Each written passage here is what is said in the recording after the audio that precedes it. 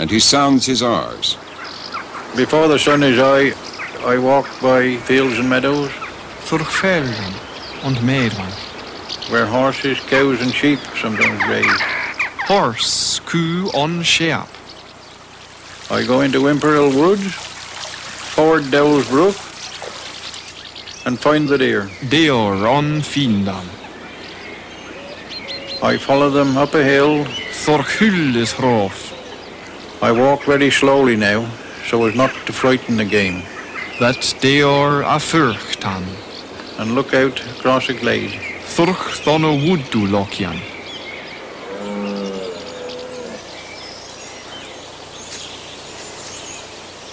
Carefully sighting a buck. Buckan seo. I shoot.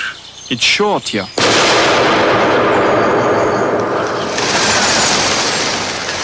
The buck falls to the ground. Bucka ferleth on grunde. There will be a great deal of meat for my wife and children today. Wiffe on childum today. The Anglo-Saxons were an agricultural people and mostly illiterate. But they had an ear for the music of the spoken word, and they loved to recite poetry in the mead halls after feasting. Christopher Page believes that an Old English vernacular masterpiece like Beowulf might have sounded something like this.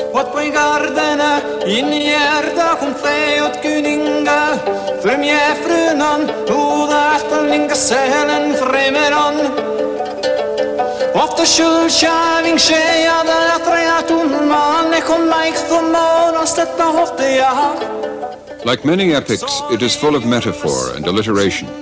The sea becomes a whale road, and the poet writes, "Falling has felled a flowering kingdom."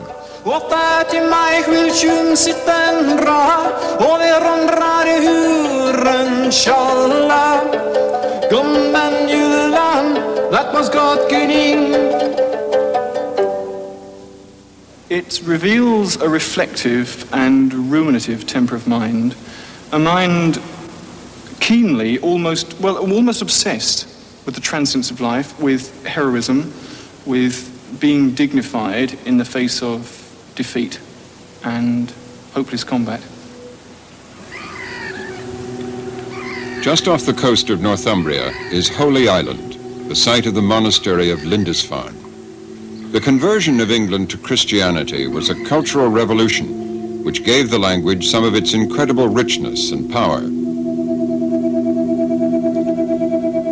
The monks who illuminated these manuscripts here at Lindisfarne found their vocabulary enriched by gospel words from Latin and Greek. Words like altar, angel, martyr, and psalm.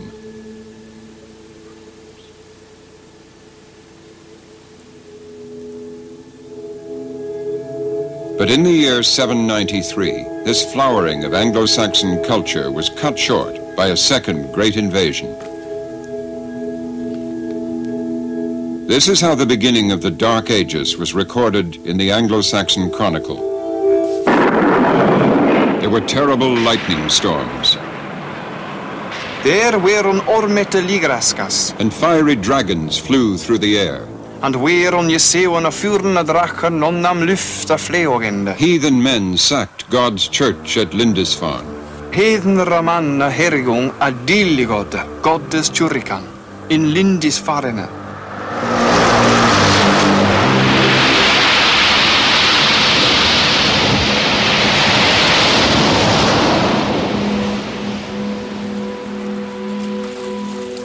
The Danes came year after year. By 870, all the Anglo-Saxon kingdoms had fallen. The English had been driven back to a small corner in the southwest, their language faced with extinction. The young King of Wessex in the south was England's last and only hope. He, of course, was Alfred the Great. Reduced to hiding in the marshes of Somerset with a small band of followers, Alfred showed brilliant leadership. He raised a new army and won a stunning victory over the Danes.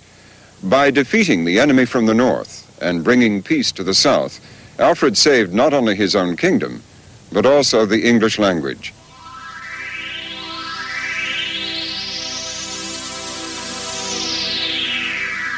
Now he set about uniting his people by appealing to a shared sense of Englishness. He commissioned the Anglo-Saxon Chronicle and encouraged the use of English for writing as well as speech. His achievement was unique in Europe.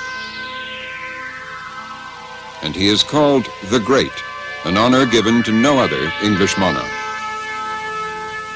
England became divided along lines that are with us still. Alfred and his heirs ruled in the Saxon south. The Vikings settled north of a line agreed by treaty in the Danelaw. To this day, the north of England is richly carpeted with thousands of former Viking settlements.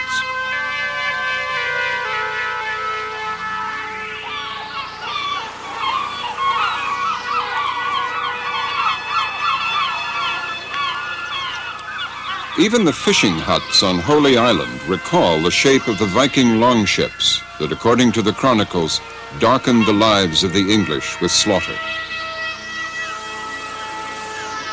The evidence of the Viking is everywhere, but one puzzle remains. Despite Viking rule, we know that Northerners speak English, not Danish, even though their countryside is still scattered with Norse names.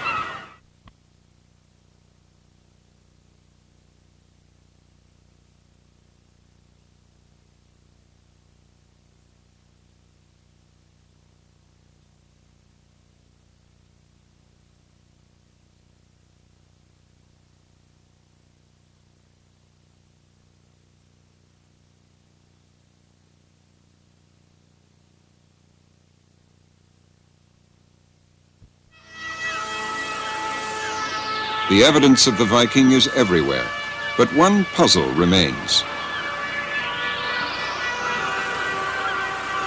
Despite Viking rule, we know that Northerners speak English, not Danish, even though their countryside is still scattered with Norse names. 1,000 years later, near York, in the middle of the old Danelaw, the postman still delivers letters to places of Norse origin.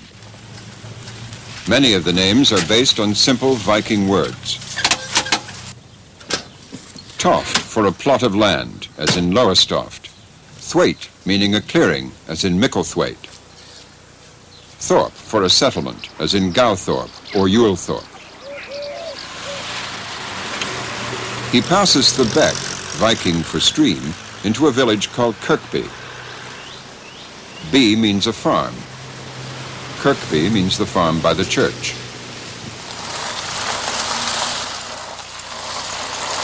Today, the postman is visiting a farmer of Norse descent named Erwin Bealby.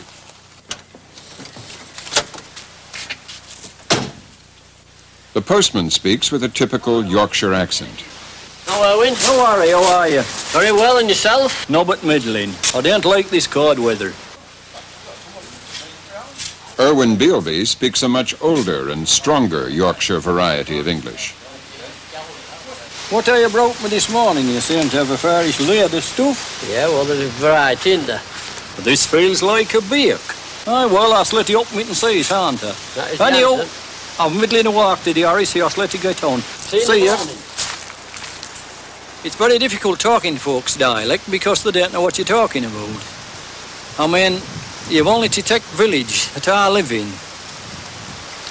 And there's that many fresh folks come to live in, come out at towns, you know, and what we call off-cumdens. And the grand folks, but of course there isn't jobs for folks around